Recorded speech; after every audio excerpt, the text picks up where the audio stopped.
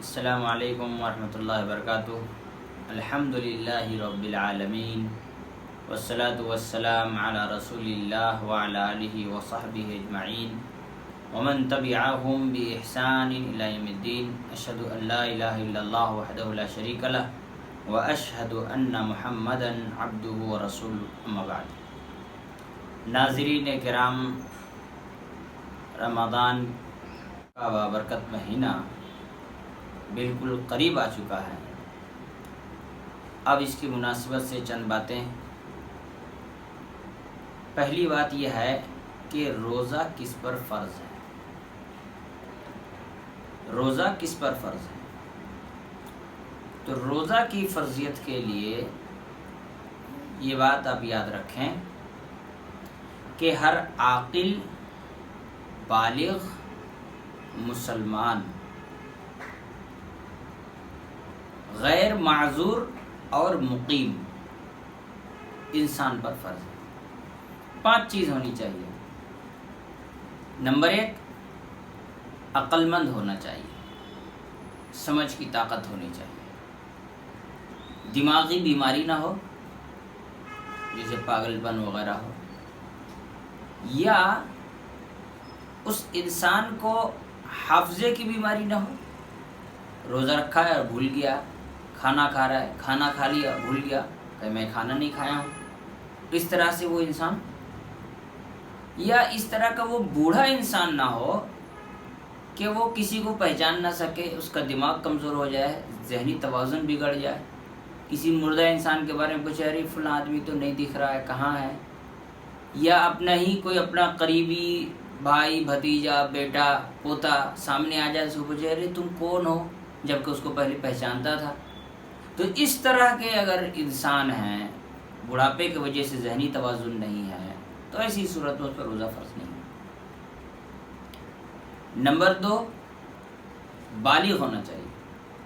بلوغت کے لیے اسلام میں جو چیزیں ہیں بڑی عام ہیں کہ لڑکے کے مونچھ داڑھی نکل آئے، شرمگاہوں میں بال نکلے، یا احتلام ہونے لگ جائے، اور اگر عورت ہے یا لڑکی ہے تو حیض و نفاس ہو، یہ اس کی بلوغت کی نشانی ہے۔ عام طور پر ہمارے یہاں لوگ 15 سال کا تذکرہ کرتے ہیں کہ 15 سال کی عمر میں لڑکا بالغ ہو جاتا ہے اور اس کے اوپر روزہ فرض ہو جاتا ہے، لیکن 15 سے پہلے بھی بچے بالغ ہو جاتے ہیں۔ اسی طرح سے اگر آدمی مریض ہو، بیمار ہے، روزہ رکھے گا دوا کھانے میں دقت ہے، یا اگر وہ دوا نہ کھائے پرابلمس بڑھ جائیں گے، بیماری بڑھ جائے گی، تو ایسی صورت میں مریض کے لیے روزہ واجب نہیں ہے۔ اب مریض کی 2 قسمیں ہیں۔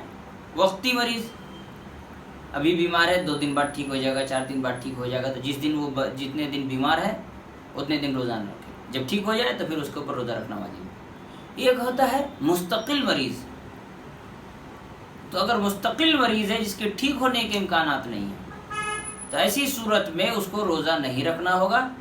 ایسی صورت میں اس انسان کے لیے ہے کہ وہ فدیہ عطا کرے گا، اور فدیہ کیا ہے؟ 1 وقت کا کھانا 1 مسکین کو کھلائے۔ اب اس کے اوپر ہے 1 دن میں 30 مسکین کو کھانا کھلا دے گا یا روزانہ کھانا کھلائے گا، یہ اپنے آسانی کے اعتبار سے کر لے، انشاءاللہ کوئی دقت نہیں ہے۔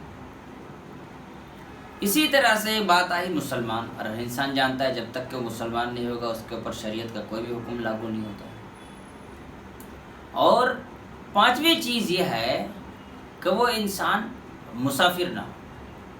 اگر وہ مسافر ہے، سفر میں ہے، جس کو سفر کہتے ہیں، سفر یہ نہیں کہ 4 کلومیٹر 5 کلومیٹر جانے والا اپنے آپ کو کہہ رہے میں تو مسافر ہوں، 10 کلومیٹر جائے تو کہے میں مسافر ہوں، جس کو واقعی میں سفر کہا جاتا ہے، تو ایسی صورت میں مسافر کے لیے روزہ واجب نہیں ہے۔ اب مسافر کی بھی قسمیں ہیں۔